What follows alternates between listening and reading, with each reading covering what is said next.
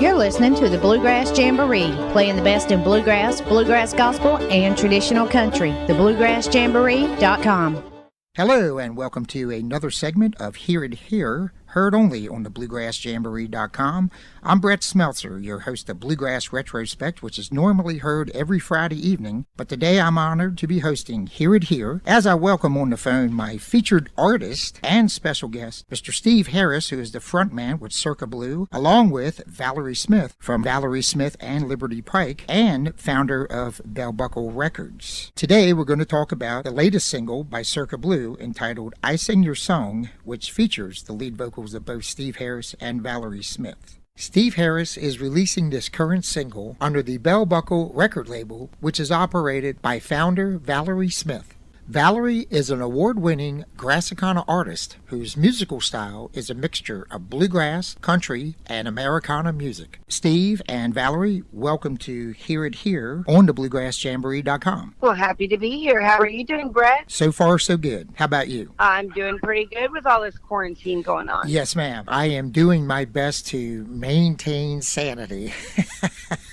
Steve Harris, it's great to have you here and to talk with you again. How are you, sir? Awesome, Brett, man. Really appreciate you, brother. I know you and I had spoken years ago in regards to the album that you put out in 2014, 2015, an all-gospel solo project entitled Sundown that you released on the Orange Blossom record label. But if you could give the listeners out there a brief history about yourself, tell us what's going on with you and Circa Blue. Well, thanks for having us, Brett. We really appreciate it, and I just want to say from the outset, really appreciate what you've done for us. You're very keen on spinning our projects, and that means a lot to an artist. We work hard to try to put the best music forward and stuff that's near and dear to our hearts. And it takes folks like you to make this a success. So I consider you on our team. So it's an honor to do another interview with you. My band, Circa Blue, started it probably a little over 10 years ago, and we put out multiple projects. You mentioned the gospel project. That was a solo effort that I did. My musical beginnings began in church, and I started playing music in the Harris family band. My dad was a preacher, so we played at revivals and church gatherings, etc. So that's where I began, and privileged to be able to stand on the stages and do what I do. Truly, it's an honor for me because I'm very passionate about this music. And that gospel album was kind of a full circle thing for me. It was songs that I used to play with my family band in church, and it had sentimental and emotional attachments for me, so that was the gospel. But with the band Circa Blue, I've been fortunate to have great musicians in the band, and we've put out multiple records. Our most recent was Footprints in a Song, released under Valerie's record label, Bell Buckle Records. And this single follows that with a tune that I wrote several years back that deals with terminal illnesses. And I know that's such a hard subject, but, you know, it's a reality. And I had a personal experience that affected me deeply. And I'll say this, I don't consider myself a songwriter. Valerie Smith is a songwriter. There's a distinct difference. My stuff mostly comes from experience.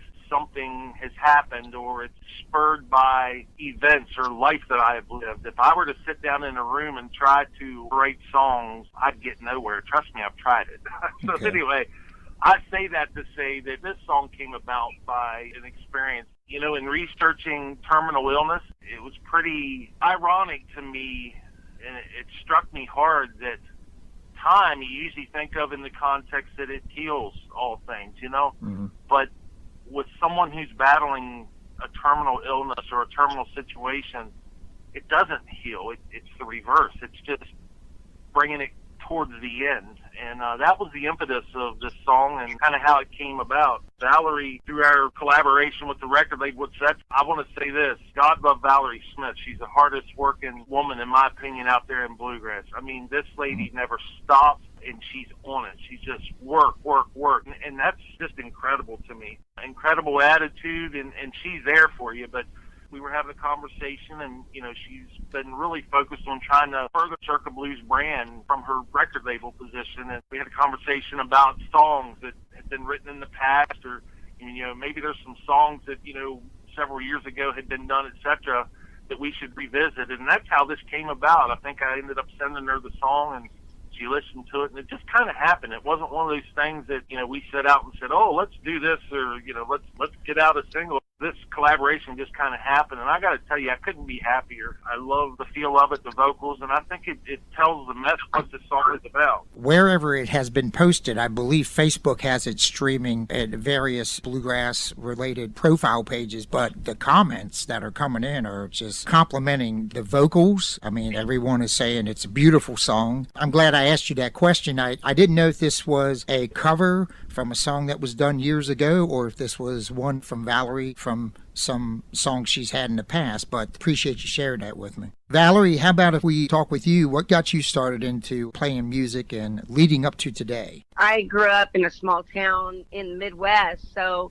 Steve and I have a very different background. We're from different parts of the world. So it was a lot of fun to collaborate with Steve in the studio and put our different backgrounds together musically. So it's been a real joy to work with Steve and his band, Circa Blue, put those different backgrounds of musical elements together. But my background is, I'm from the Midwest. I grew up near the Kansas City area, so I grew up around a lot of blues and jazz music, and then country music, and the old Hank Williams and Kitty Wells. Oh yeah, good stuff. I was exposed to a lot of the old country music, and Emmylou Harris and Ricky Skaggs, and on Friday nights there was music at the old Legion Hall downtown, and so that was my exposure. And on Sundays we sang at church, and then there was a local thing called the Gower Good Timers, and I learned how to play old time fiddle, and I play the second fiddle to a guy named Joe Grable, who was a South Dakota Hall of Fame fiddler.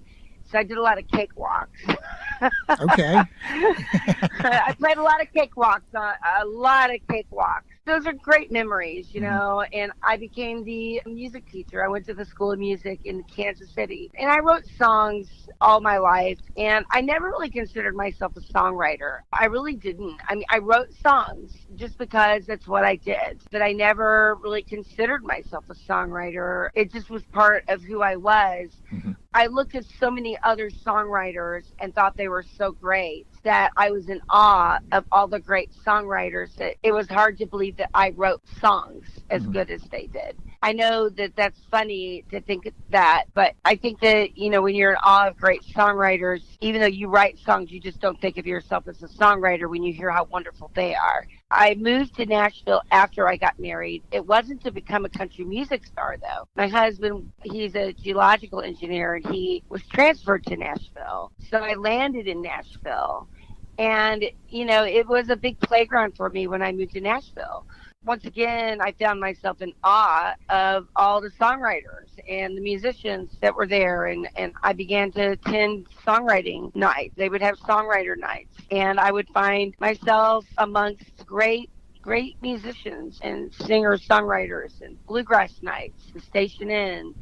And I just dove into this playground of music. And I never really thought about the act of making it in the music business or getting the record deal, per se. Mm-hmm. I just thought of the act of making music. That's what I wanted to do. I'd gotten my music degree at University of Missouri in Kansas City. So I was a music teacher. I taught music in Missouri. When I moved to Tennessee, I wasn't certified to teach music. So I worked at a marketing firm in Nashville. So I learned how to do marketing. And that's where really learning about music record labels started. I got to know Waylon Jennings. And that's where I met a lot of business people and a gentleman that owned a famous cafe in Bell Buckle, Tennessee. And I still work with him, J. Gregory Heineke, who knew Waylon Jennings at the time and introduced me to Waylon. And I met Johnny Cash. And I was so independent at the time. And I had such an independent sound to my music that really a mainstream record deal wasn't really in the cards for me. Because in Nashville, they kept saying, well, you sound so different. And they wanted me to try to sound like everybody else. And I couldn't. So I started my own label 20 years ago because of that reason. So I started Bell Buckle Records.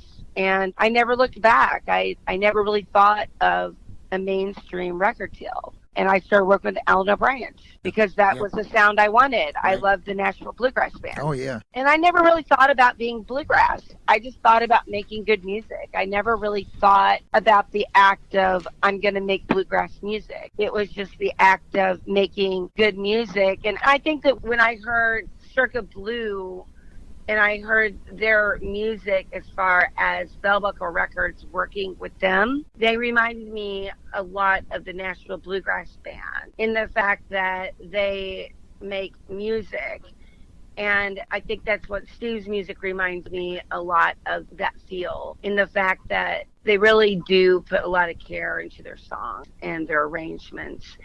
And that last album, Footprints in a Song, really touched home with the reminiscence of looking back on the songs of Seldom Seen, looking back on some of those great songs and arrangements. And when Steve asked me to do I Sing Your Song and touched on that really deep subject of mental health, I felt really honored to get to be a part of singing a song with him. So it's a beautiful song. You know, which brings me to how I got to meet Steve, was I started going to the East Coast to learn more about that sound. Well, I'm going to back up a little bit because you were talking about where you didn't consider yourself that great of a songwriter, but yet what you're telling me from your exposure to such artists like Johnny Cash and Waylon Jennings, you've actually honed those skills to where not only did you get your degree, but you're also a music instructor in songwriting, voice, bluegrass history, and etc., according to what I've seen on your bio. Good for you. Congratulations. You were scratching the surface, which was going to be my next question. Tell us about Bell Buckle Records. How did Bell Buckle start exactly? I think it started 20 years ago. Okay. It started with me wanting to I just wanted to make an album, and I wanted it to be on my terms. And it was that simple. I wanted it to be on my terms. And it started with a stack of envelopes. And my. Yes, ma'am. And just, a collection of great songs with great songwriters. And me meeting Alan O'Brien and working with him in the studio and being willing to be vulnerable and taking a chance, throwing caution to the wind, and really not knowing what tomorrow was going to bring. I mean, that's where it started, because nobody was doing independent labels like that then. Right. We're going to go forward a little bit. When can the folks expect the release of this single for digital download? Is that available right now? Yes, it's available on all digital platforms. They can get it anywhere. They can get it on iTunes, Spotify, Amazon, YouTube.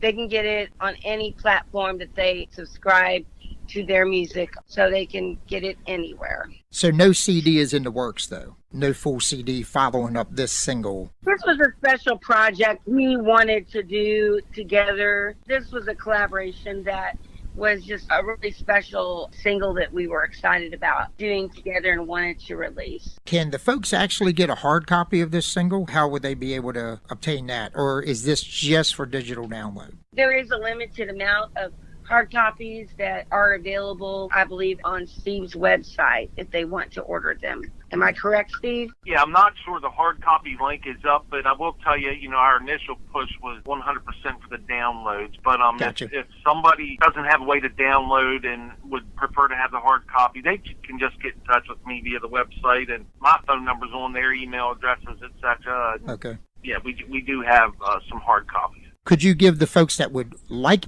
this limited supply of hard copies, could you give that website out to the folks listening? Sure, it's circa-blue.com. That's CIRCA-blue, BLUE.com. Now, as far as Circa Blue goes, do you still have the current lineup? I do. I have a current lineup. Okay. Well, okay, the reason why I'm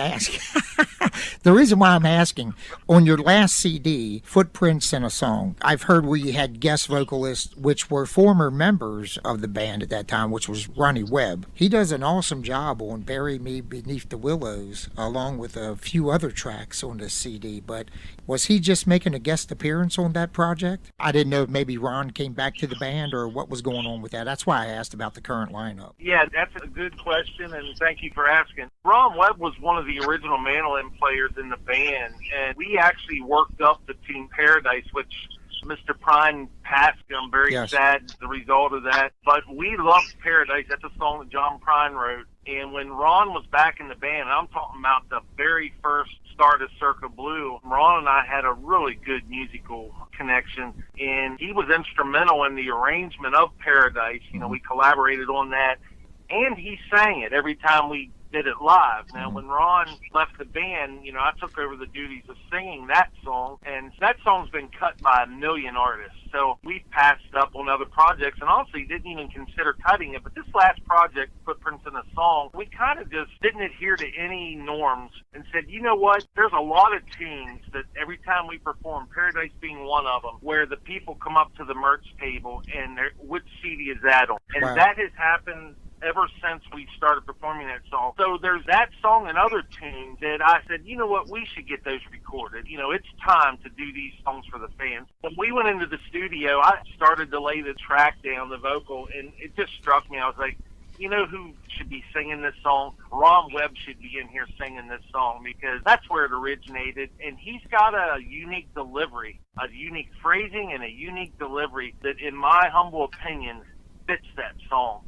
And so I called him. I said, Ron, you got to come in and record this. So he came in and he cut the vocal on that. Then we ended up doing Bury Me Beneath the Willows that you mentioned as well. He cut the vocal on that. That's another tune that, you know, we arranged together, and it's a really cool song. I like our arrangement on it, and I love his vocal on it. But it was just right that he come in and sing those songs, because that's where it all started. This is something that I normally don't do, so this is going to be my first time doing this, but we're going to kind of double dip here. We're going to also talk with Valerie regarding the single that you've also released entitled From a Distance. This is a fine remake of a song recorded by Bette Midler, which she released back in 1990, and then she went on to win a Grammy for Album of the Year in 1991. What inspired you to want to do a rendition of this song? I was asked to do this by a producer by the name of Mike Bukowski. So I was invited to do this song by Mike Bukowski by a company called The Single Factory. And he had gotten together a lot of artists with this tune. Irene Kelly, Claire Lynch, Jim Hurst, Frank Sullivan. Oh gosh. I need to have the whole list in front of me. Yeah. It was a lot. Mike Mumford, Becky Buller. He invited all of these acoustic artists to come and do this rendition of this Grammy Award-winning song by Julie Gold. Mike wanted to do it in honor of the Earth. And little did he know that this pandemic was going to be going on right now. You know, all this stuff. I mean, who would have thought? So last year, I was called in to do the lead vocal on this. Claire Lynch, she was called in to do the vocal arrangement. Tim Carter was the engineer. When I came in to do the vocal, I was so afraid of this vocal, because how do you redo a vocal that Bette Midler recorded? And I was terrified, because it is a really hard vocal. And I really was not sure about this song. I almost said no. Okay. I came very close to saying, are you crazy? A matter of fact, in a way I thought, you know, he was crazy. And I almost said, no way. And I told Claire, I said, maybe Claire, you should do the main vocal, because Claire has this wonderful range, so does Irene. And I even spoke to them about doing the lead vocal. And they both kept shoving me forward, saying it has to be you because you have this thick, round voice. I guess it's an anthem song. So I ended up doing the lead part.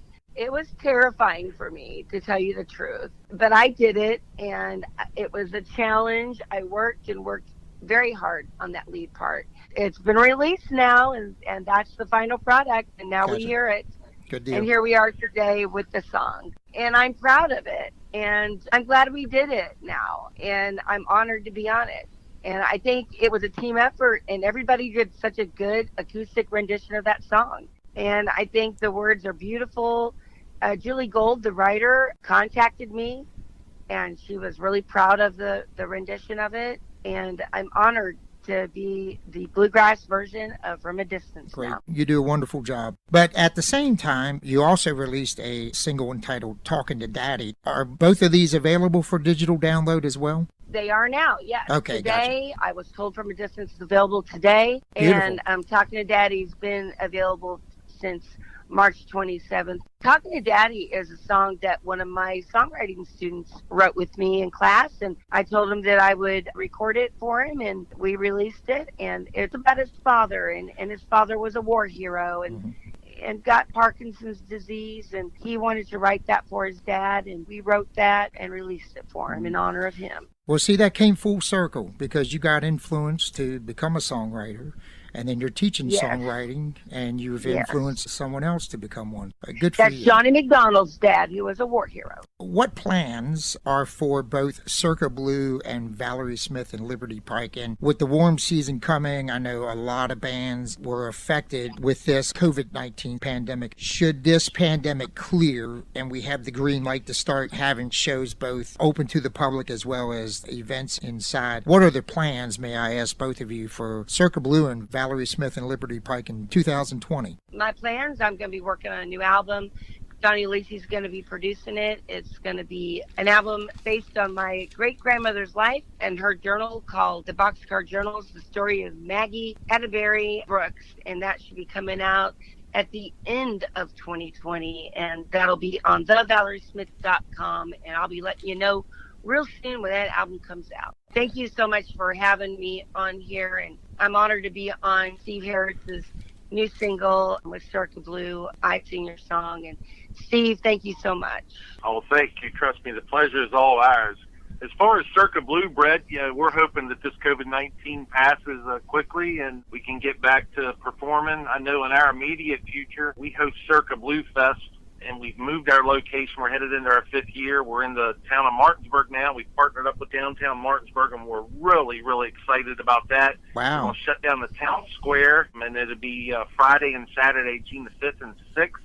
So we're hoping this COVID is through and, we can actually hold the festival. The big change for this year is we're going to put out a big press release, but we've kind of held off a little bit. But I'll go ahead and tell you, it's going to be free to the public. This is going to be a 100% event that is free to the public. Going to have a lot of vendors. The whole town square shut down. It's going to be a big community event on some of the best bluegrass bands out there that are touring for that. So we're excited and looking forward to our 5th year of hosting Circa Blue Fest. That's circabluefest.com. Other than that, we're excited to get back to business.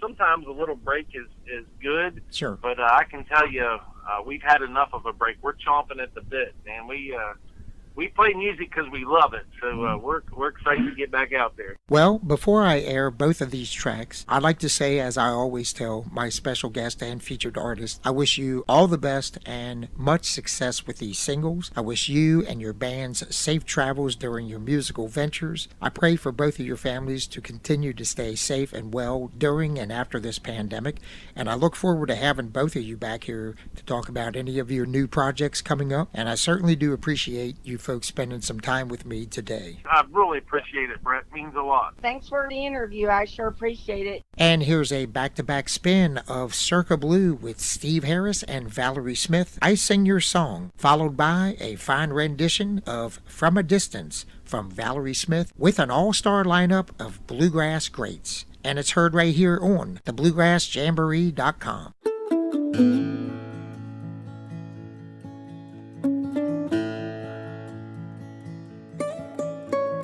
Tattered notes, scribbled lines, written in your hand. Words that speak with clarity, though you no longer can.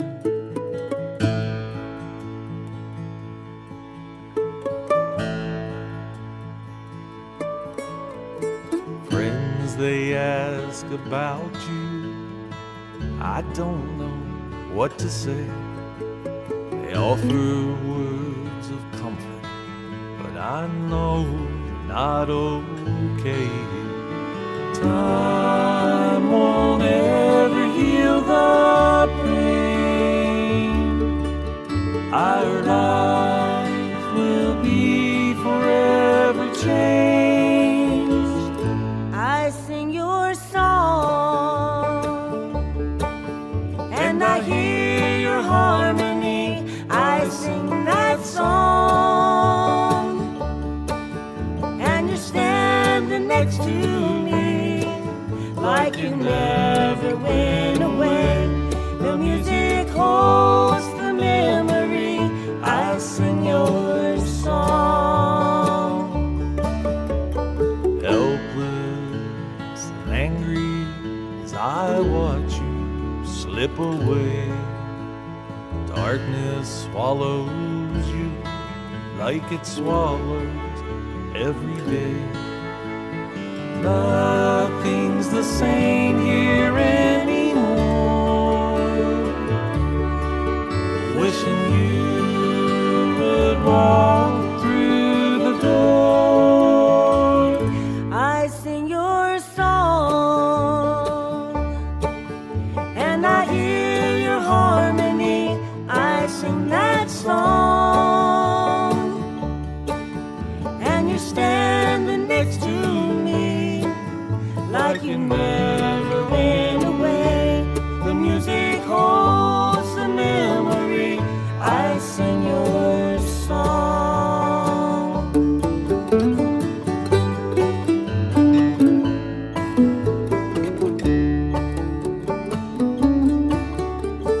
Tattered hymnal, voices swell, My God, how great thou art.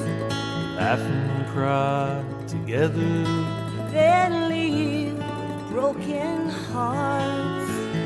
Now you're finally free from pain. But until we meet again, I sing your song, and I hear your harmony. I sing that song,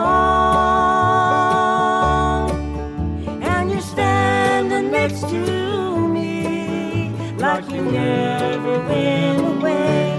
The music holds the memory. I sing your song. Ooh, I sing your song.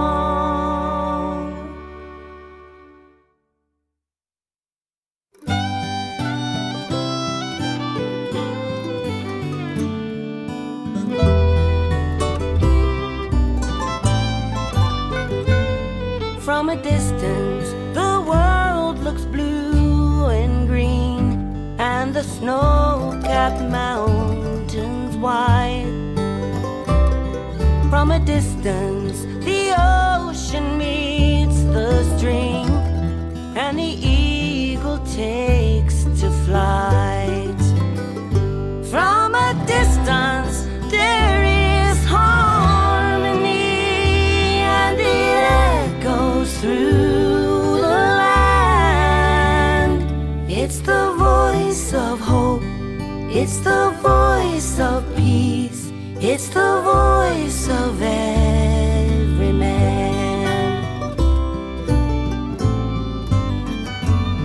From a distance, we all have enough, and no one is in need. There are no guns, no bombs, no disease, no hungry mouths to feed. From a distance, we are instruments marching in a common band, playing songs of hope, playing songs of peace. They're the songs of every man. God is watching us, God is watching us, God is watching us from a distance.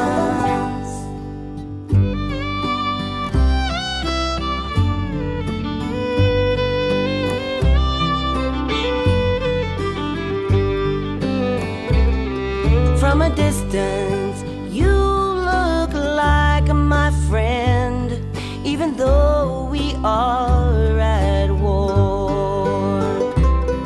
From a distance, I can't comprehend what all this fighting's for.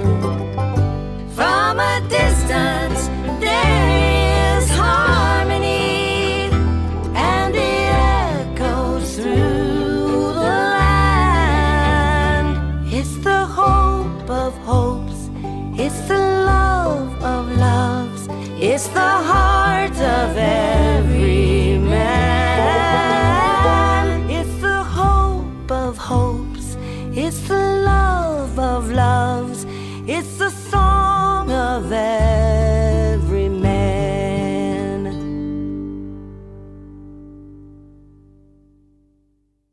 Well, folks, that wraps up another segment of Hear It Here, heard only on the BluegrassJamboree.com. I'm Brett Smeltzer, inviting you to tune in again for more interviews with some of your favorite artists. Until next time, take care, be safe, and God bless. So long, everyone.